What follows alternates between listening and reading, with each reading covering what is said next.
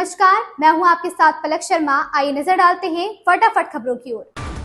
पांचवें चरण के मतदान से पहले कांग्रेस सांसद अधीर रंजन चौधरी ने देश में कांग्रेस और इंडी गठबंधन की सरकार बनने का दावा किया। उन्होंने बताया कि उनकी मांग राहुल गांधी को प्रधानमंत्री बनाना है। इसके साथ कांग्रेस नेता ने पश्चिम बंगाल की मुख्यमंत्री ममता बनर्जी पर भी जमकर निशाना साधा। अधीर रंजन ने ममता बनर्जी पर गठबंधन से भागने का आरोप लगाया। राष्ट्रीय महिला आयोग ने दिल्ली की मुख्यमंत्री अरविंद केजरीवाल के पूर्व निजी सचिव विभव कुमार को शुक्रवार को पेश होने के लिए कहा। महिला आयोग ने मालीवाल की उस मीडिया पोस्ट का स्वतः संज्ञान लिया जिसमें उन्होंने दावा किया है कि वह विभव के मुख्यमंत्री के आवास पर उनके साथ बदसलूकी की। प्रधानमंत्री नरेंद्र मोदी ने गुरुवार को आजमगढ़ में आयोजित जनसभा को संबोधित किया। इस दौरान उन्होंने सपा कांग्रेस के साथ इंडी गठबंधन पर जमकर निशाना साधा। साथ ही सरकार की विभिन्न योजनाओं को लेकर जनता को विशेष जानकारी भी दी। बीच बीच में प्रधानमंत्री मोदी जनसभा में मौजूद लोगों को हंसाते भी रहे। पूर्व केंद्रीय मंत्री व सुल्तानपुर से भाजपा की उम्मीदवार मेनका गांधी ने कहा कि चुनाव में विपक्ष की चुनौती तो है, पर जनता भाजपा के काम पर वोट करेगी।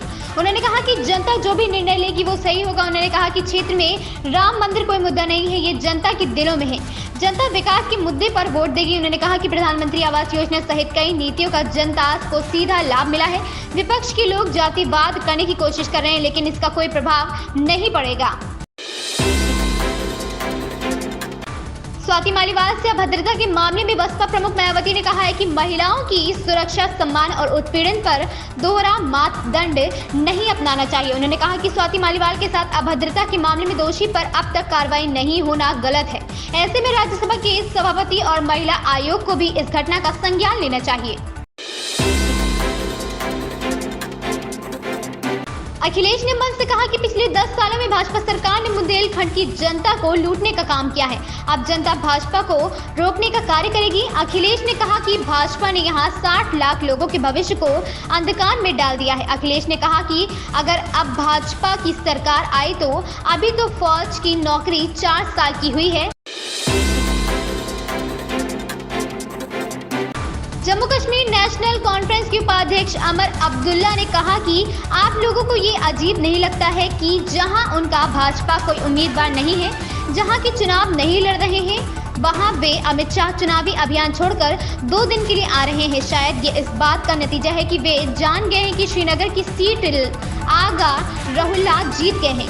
नेशनल कॉन्फ्रेंस के नेता अमर अब्दुल्ला ने कहा है कि केंद्र को जमात-ए-इस्लामी पर से प्रतिबंध हटा देना चाहिए ताकि संगठन जम्मू कश्मीर के विधानसभा चुनाव में हिस्सा ले सके। राजद सुप्रीमो और बिहार के पूर्व मुख्यमंत्री लालू प्रसाद यादव ने आज भाजपा पर तीखा हमला बोलते हुए आरोप लगाया कि भगवा पार्टी आरक्षण और लोकतंत्र को खत्म करने पर तुली हुई है। लोकसभा चुनाव प्रचार के बीच सोशल मीडिया पर लालू यादव ने लोगों से बीजेपी को वोट ना देने की अपील की। उन्होंने एक्स पोस्ट में लिखा कि प्यारे देशवासी, सतर्क और सावधान हो जाइए। भाजपा आपका आरक्षण देश का लोकतंत्र और संविधान खत्म करने पर तुल गया है।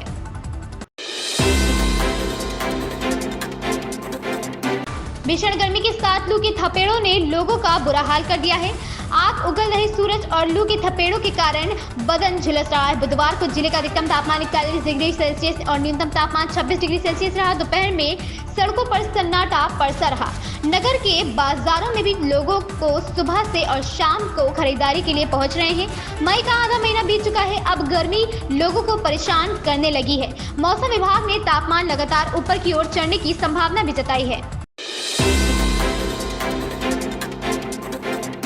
मंगलवार को 77वें कांस फिल्म फेस्टिवल की शुरुआत हुई। ऐश्वर्या राय बच्चन अपनी बेटी आराध्या के साथ कांस के लिए रवाना हुई।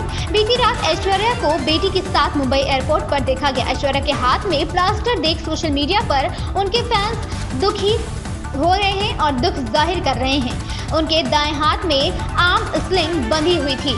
चोटिल होने के बावजूद भी वो कांस में शामिल होने गई। ऐश्वर्या के लुक की बात करें तो ओवरसाइज कोट और ब्लैक ट्राउजर में नजर आई। वहीं बेटी आराध्या ब्लैक जॉगर और व्हाइट स्वेटशर्ट पहने थी।